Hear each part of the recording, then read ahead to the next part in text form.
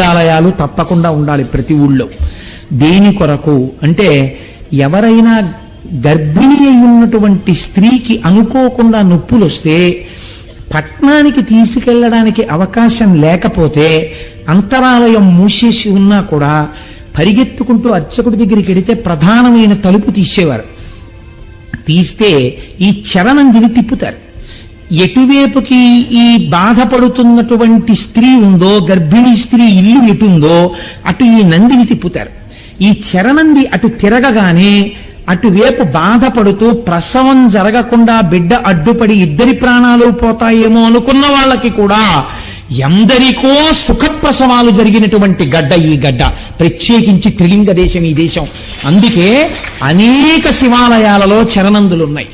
శిఖరేశ్వరమునందు కూడా మనం ఈశ్వరుణ్ణి పొందలేకపడుతున్న బాధ నుంచి విముక్తం కావడానికి నువ్వులు వేసి తిప్పుతాం. తిప్పి శ్రీశైల శిఖరం చూడాలి. కానీ యథార్థమునకు ఆ శిఖరము నందిశృంగములలోంచి కనపడదు.